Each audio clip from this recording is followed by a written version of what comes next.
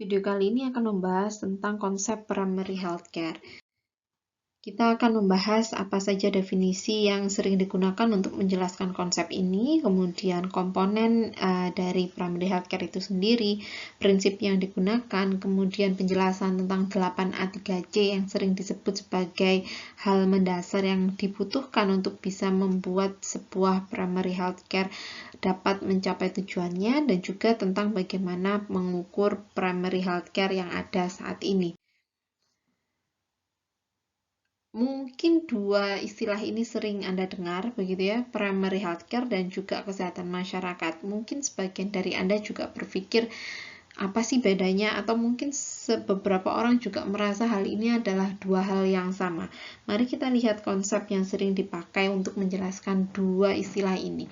Jadi untuk primary healthcare sendiri, banyak orang di salah satu artikel itu disebutkan bahwa banyak orang memahami primary healthcare itu sebagai sebuah pelayanan kesehatan yang merupakan kontak pertama, level pelayanan kesehatan di mana itu terjadi kontak pertama antara penyedia pelayanan kesehatan dengan pasien. Dan pada level ini, pada tingkatan ini, pasien akan mencari pertolongan untuk kesehatan mereka. Tapi sebenarnya hal ini tidak bisa disebut sebagai primary healthcare karena lebih tepatnya orientasi yang digunakan itu adalah profession center, di mana seseorang akan mencari pelayanan kesehatan karena mereka membutuhkan pertolongan. Jadi sifatnya lebih ke clinical care. Yang lebih tepat lagi disebut sebagai istilahnya adalah primary care. Jadi kalau kalian pernah mengingat primary care, secondary care, tertiary care, itu lebih banyak ngomongin tentang clinical dimensionnya, begitu ya. Tapi sebenarnya primary health care seperti yang tertulis di Alma Ata 1978 dijelaskan sebagai sebuah pelayanan kesehatan yang sebenarnya adalah untuk mencapai kesehatan untuk semua, begitu. Di situ pelayanan kesehatannya adalah lebih komprehensif, tidak hanya bersifat clinical care, kemudian juga ada promoting health promotion sampai ke palliative care. Jadi tidak sekedar curative care seperti penjelasan yang ada di nomor 1. Itu untuk yang primary health care. Kemudian kita beralih ke public health. Sebenarnya public health itu apa? Saya yakin teman-teman sudah sangat paham sekali tentang konsep public health. Jadi public health ini merupakan adalah sekumpulan, bisa kalau dikaitkan dengan profession begitu ya, sama seperti yang di nomor 1. Pada profession ini adalah sekumpulan orang yang berupaya untuk meningkatkan kesehatan, status kesehatan di sebuah masyarakat melalui berbagai macam program pelayanan begitu ya. Jadi sangat berbeda konsepnya primary healthcare dan juga public health. Kalau itu kita lihatnya dari profession centered-nya. Nomor 1 masing-masing itu lebih ke profession centered-nya begitu ya. Kemudian pada konsep yang kedua, public health merupakan ilmu dan seni untuk meningkatkan kesehatan, melindungi kesehatan seseorang, mencegah penyakit begitu. Jadi ilmu dari public health pasti akan dibutuhkan saat kita melakukan primary health care. Jadi dua hal ini kira-kira hubungannya akan seperti itu. Nah, di artikel tersebut juga disampaikan bahwa sebenarnya public health dan primary health care merupakan batu pijakan untuk mencapai sebuah sistem kesehatan yang berkesinambungan, yang sustainable, yang terus-menerus akan bisa meningkatkan derajat hidup orang banyak begitu. Karena di situ kita ngomongin tentang bagaimana meningkatkan kesehatan seseorang. Kemudian nanti kalau kita lihat komponen-komponen dari primary health care, sebenarnya di situ juga akan melibatkan dari orang itu sendiri. Jadi ada participatory involvement dari community-nya. Nah, Kita lihat di Alma-Ata 1978, penjelasan dari primary healthcare dijelaskan sebagai sebuah essential healthcare based on practical, jadi sifatnya praktis, jelas apa yang akan dilakukan begitu ya, scientifically sound, jadi ini pasti didasarkan ilmu pengetahuan, socially acceptable methods, dapat diterima oleh orang banyak, nanti kita juga akan beberapa baca di salah satu hal yang bisa menyebarkan primary healthcare ini bisa berhasil itu ada namanya acceptability. Acceptability tidak hanya sekedar tentang secara ilmiah saja, tapi bagaimana seseorang tadi dapat menerima pelayanan kesehatan itu sesuai dengan sosial, religius yang dia miliki, begitu ya. Kemudian primary healthcare itu juga technology made, jadi di situ akan ada teknologi yang digunakan. Nah, primary healthcare di sini juga dijelaskan akan bisa universally accessible untuk individu dan keluarganya, dan ini juga melalui sebuah partisipasi penuh dari masyarakat pada biaya atau standar nilai yang bisa diterima oleh komunitas, yang bisa dijangkau oleh masyarakat dan juga negaranya begitu. Jadi ada banyak hal yang dibutuhkan untuk bisa membuat primary healthcare ini berhasil. Itu ada di Alma-Ata 1978. Nanti silakan dicek kembali deklarasinya. Kemudian dari pengertian tersebut kita sebenarnya bisa mengambil beberapa komponen primary healthcare begitu ya, bahwa yang pertama yang disebut primary healthcare itu pasti akan memenuhi kebutuhan kesehatan masyarakat sepanjang hidup mereka. Jadi tidak hanya ngomongin tentang child and maternal saja, tapi kalau ngomongin primary healthcare ya juga sampai ke lansianya juga. Jadi sepanjang kehidupan mereka, primary healthcare itu bisa memberikan pelayanan kesehatan yang benar-benar dibutuhkan oleh seseorang dan masyarakat untuk bisa hidup sehat dengan baik dan produktif. Kemudian yang kedua, dalam primary healthcare pasti yang dibahas tidak hanya sekedar permasalahan klinis saja, tidak hanya permasalahan yang sifatnya yang sifatnya memang biologi atau hal-hal yang lebih fisikal begitu, tapi juga ngomongin tentang faktor determinan kesehatan lainnya, atau sering juga yang kita kenal sebagai social determinant of health. Dan saya yakin teman-teman juga sudah dapat pelajaran tentang social determinant of health. Nah, di dalam primary healthcare sebenarnya yang juga dibahas atau ditanggulangi tidak hanya masalah klinis, tapi juga social determinant of health itu sendiri. Selain itu, komponen primary healthcare yang ketiga, di situ ada pemberdayaan. Jadi pemberdayaan individu dan keluarga serta komunitas untuk dapat bisa bertanggung jawab atas kesehatan mereka sendiri begitu. Mungkin kalau kalian ingat dengan konsepnya puskesmas, makanya ada yang namanya UKBM gitu ya, kegiatan berbasis masyarakat. Jadi di situ juga menjadi atau salah satu implementasi dari salah satu komponen primary healthcare ini. Kemudian prinsip-prinsip primary healthcare itu yang pertama adalah social justice. Jadi equal distribution dari sumber daya kesehatan yang bisa dinikmati oleh semua orang. Jadi awalnya sekali di dalam Alma-Ata itu sangat terpengaruh dengan kondisi di mana 1978 itu banyak gap ekonomi dari berbagai negara gitu ya. Antar negara berbeda, di dalam satu negara juga kondisinya juga sosial ekonominya sangat berbeda. Oleh karena itu, tidak semua orang punya kesempatan yang sama untuk bisa mendapatkan hak kesehatan. Sehingga primary healthcare muncul di dalam Alma-Ata itu untuk juga mengatasi masalah-masalah yang social justice seperti gap ekonomi tadi.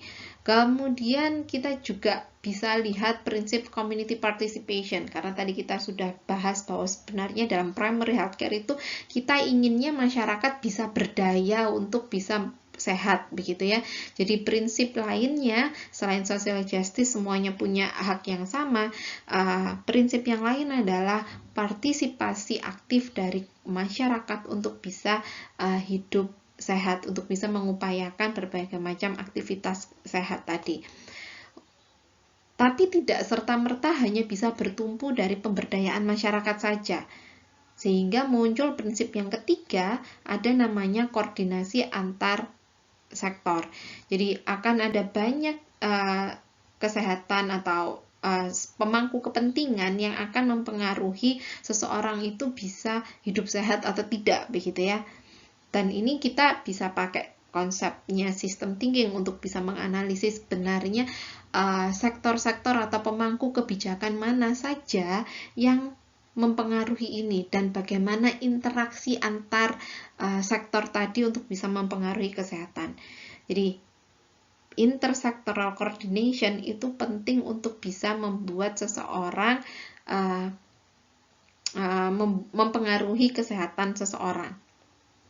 Kemudian prinsip yang keempat adalah nationwide coverage. Jadi kita ngomongnya adalah capaiannya adalah untuk yang setiap negara, begitu ya. Di dalam setiap negara, coverage-nya harusnya semua orang di dalam negara tersebut dapat memiliki hak kesehatan yang sama. Makanya juga ada salah satu artikel yang menjelaskan kaitan primary healthcare ini dengan desentralisasi. Kalau kita bisa ngomongin, bayangkan dengan yang ada di Indonesia saja. Indonesia merupakan negara dengan konsep desentralisasi, begitu ya, di mana kesehatan itu, kalau kita ngomongin desentralisasi, sebenarnya semua urusan daerah itu ya, semua hal yang terkait dengan masyarakat di daerah adalah urusan dari pemerintah daerah. Tapi di dalam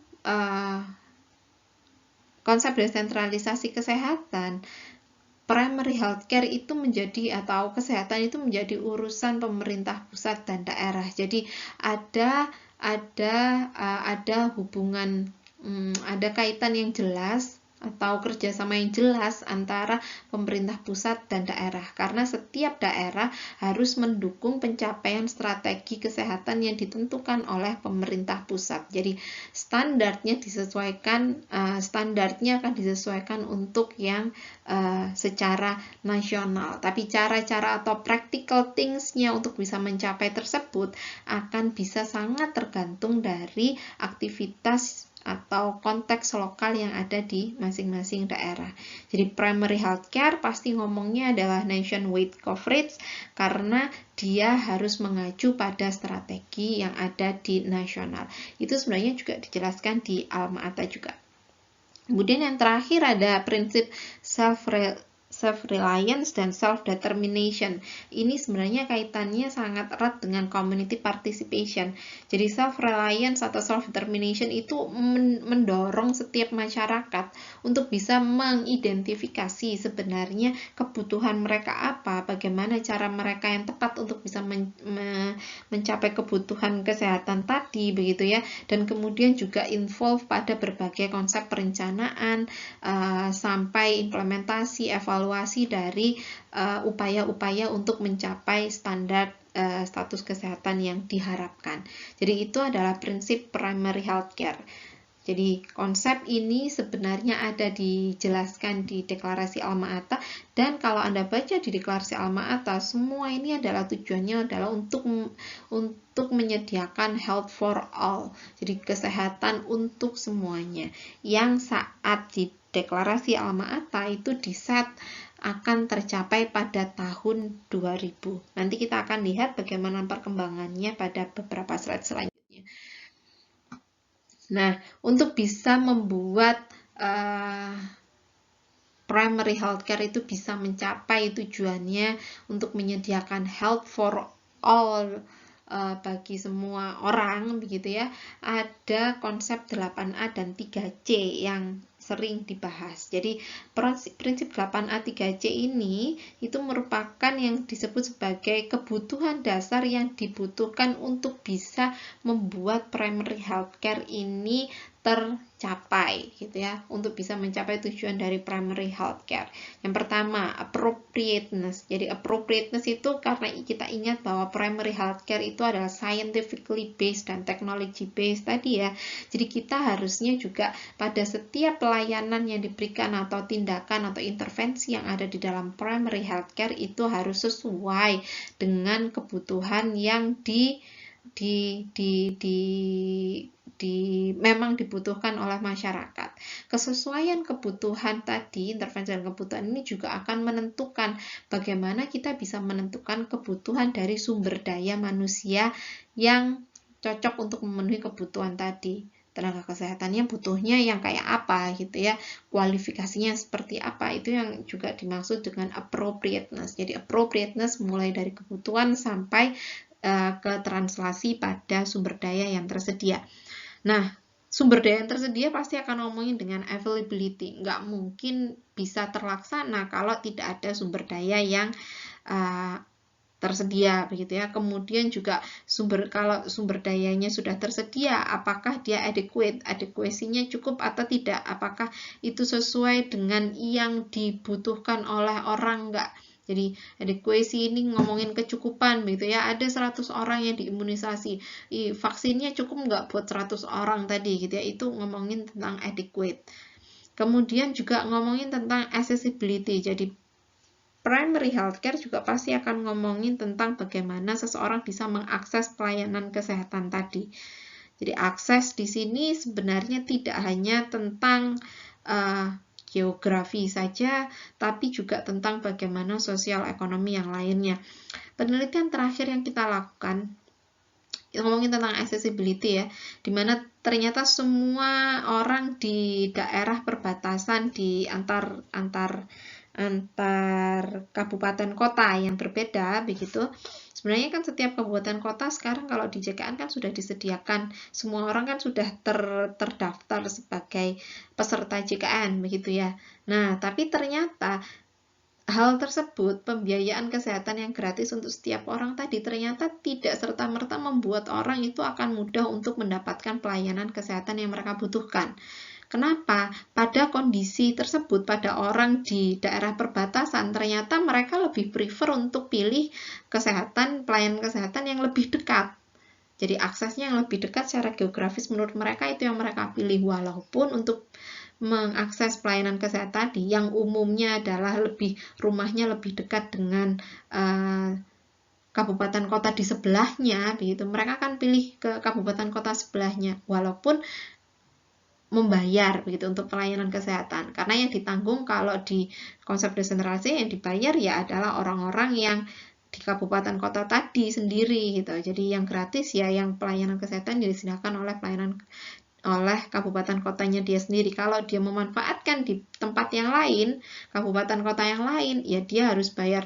Dan ternyata pembiayaan gratis tadi tidak serta-merta membuat orang tadi untuk menggunakan pelayanan kesehatan di tempatnya. Mereka lebih pilih untuk ya udah deh lebih baik bayar transport, bayar pelayanan kesehatannya, tapi lokasinya lebih dekat dengan mereka. Jadi accessibility itu menjadi hal yang juga penting, terutama untuk Indonesia sekarang gitu ya, dengan kondisi geografis yang sangat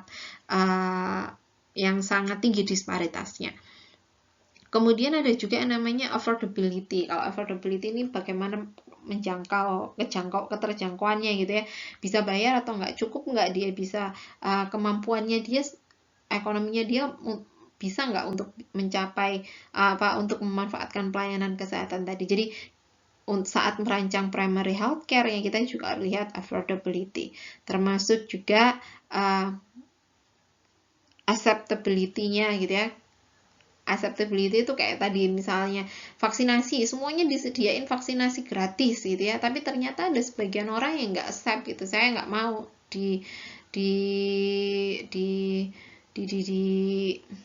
divaksin karena vaksinnya mungkin saja tidak halal gitu. Jadi acceptability itu juga penting. Jadi makanya pada setiap intervensi kesehatan yang melibatkan masyarakat luas, pasti pemangku kebijakannya atau pemangku kepentingannya juga banyak, kayak kemarin vaksin kita akhirnya kan juga ngomongin juga tentang MUI dan sebagainya begitu ya.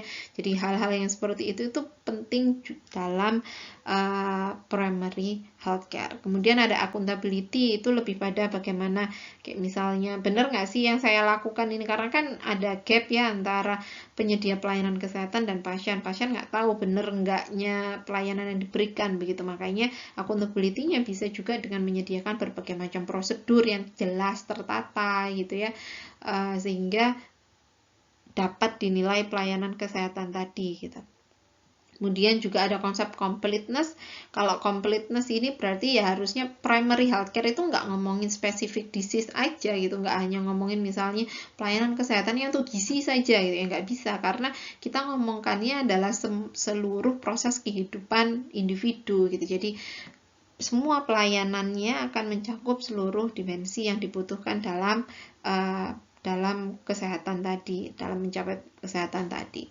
Komprehensif, mulai dari tidak hanya ngobatin saja yang klinikal, yang kuratif saja, tapi ngomonginnya mulai dari early diagnosis sampai juga nanti ke palliative care-nya. Dan juga harus continuity. Continuity ini lebih pada keberlanjutan gitu ya. Kalau misalnya nggak bisa, ini lebih banyak ngomongin tentang referral gitu ya, sistem rujukan gitu. Jadi berkelanjutan gitu, yang pelayanan kesehatan, yang perawatan kesehatan didapatkan itu tidak hanya satu hal saja, tapi juga bisa berlanjut untuk hal-hal yang lainnya. Misalnya kayak habis dirujuk dibalikin lagi ke sistem di puskesmas gitu ya, karena di situ ada tetap dipantau kesehatannya seperti apa setelah mendapatkan perawatan klinis gitu. Jadi secara terus-menerus ada pemantauan terhadap kesehatan seseorang. Itu adalah basic requirement untuk bisa membuat primary healthcare itu bisa terlaksana. Nah, ternyata setelah Alma-Ata di tahun 1978, nanti kalian silakan baca tentang Astana Declaration di tahun 2018.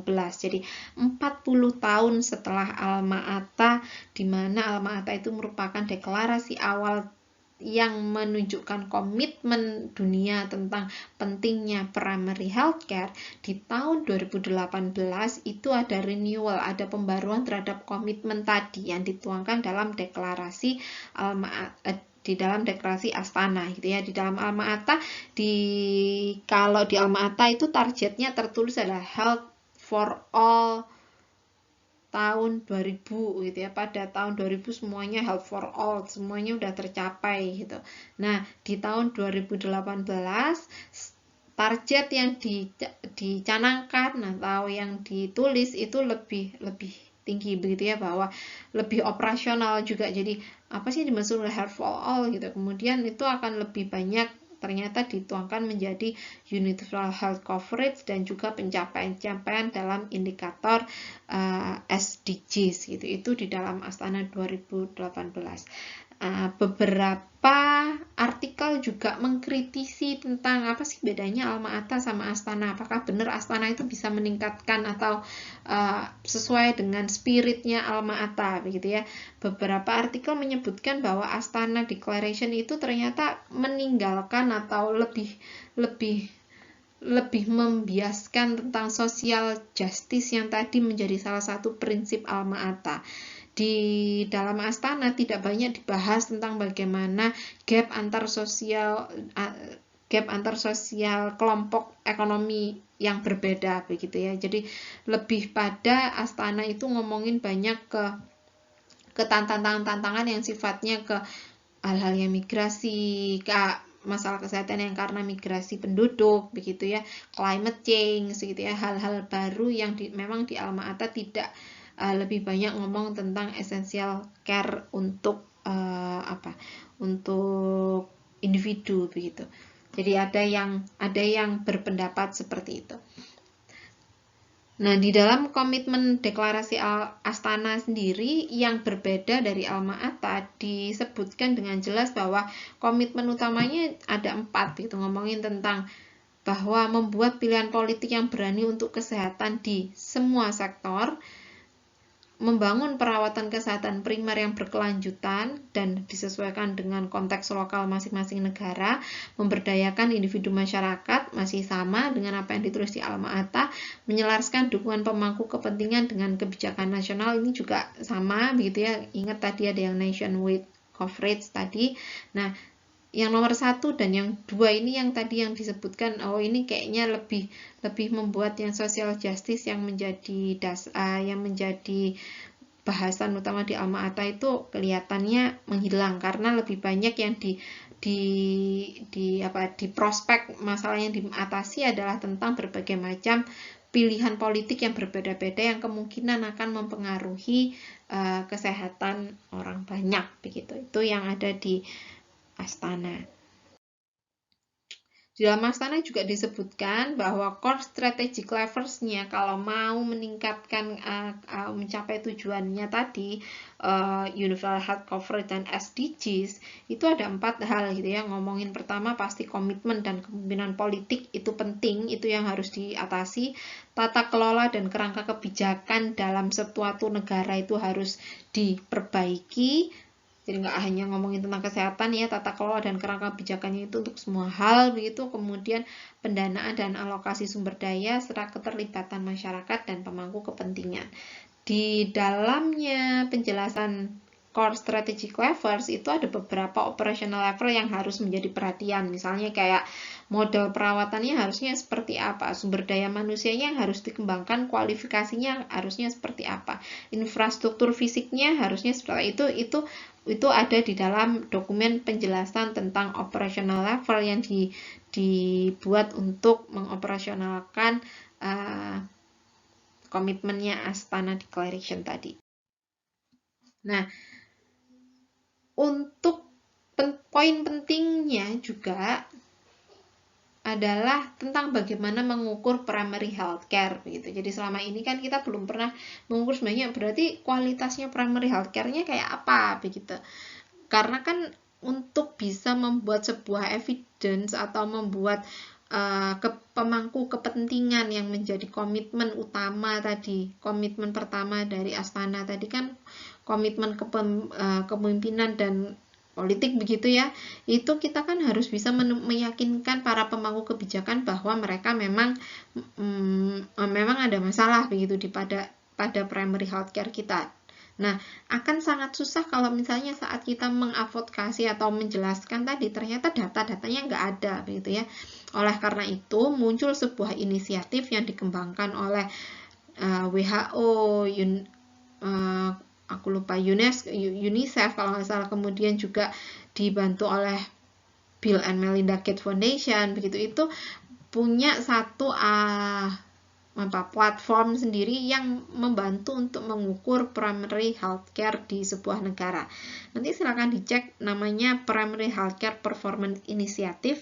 Di situ dia menjelaskan tentang 3 hal, memperkenalkan 3 alat begitu. Yang pertama adalah PHCPI Conceptual Framework atau Primary Healthcare Performance Initiative Framework. Itu adalah framework luas atau lengkap yang menjelaskan tentang input, proses, output atau sistem yang ada di dalam sebuah primary healthcare itu apa saja, kemudian core indikator pada setiap komponen sistem tadi apa, kemudian yang terakhir adalah vital sign profile. Vital sign profile ini nunjukin satu data-data tadi, core indikator yang sudah di-set di dalam conceptual framework tadi di sebuah negara itu seperti apa. Nanti di situ kita bisa lihat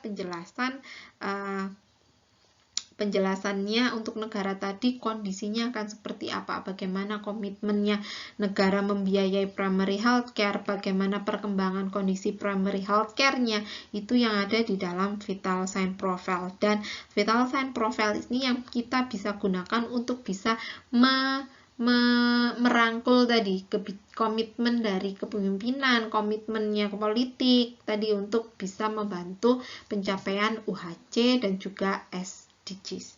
Jadi itu tentang primary healthcare measurement-nya. Ini adalah yang tadi disebut sebagai primary healthcare performance initiative frameworknya. Jadi ada ngomongin sistem, input, service delivery, output, dan outcomes. Jadi dia udah membantu kita untuk memetakan, ini loh kalau kamu mau membuat performance-nya primary healthcare-mu bagus, itu yang harus perhatikan sistem, input, service delivery, output, dan outcome-nya. Nanti apa sih yang harus diperhatikan dalam sistem, apa yang harus diperhatikan input, itu kita bisa lihat di dalam indikator-indikator yang diset untuk setiap komponen ini. Hasil dari penilaian terhadap indikator-indikator tadi kita bisa lihat di dalam vital sign profile tadi. Nah, nanti kita silakan baca tentang kondisi Indonesia untuk primary healthcare-nya itu seperti apa berdasarkan vital sign profile tadi.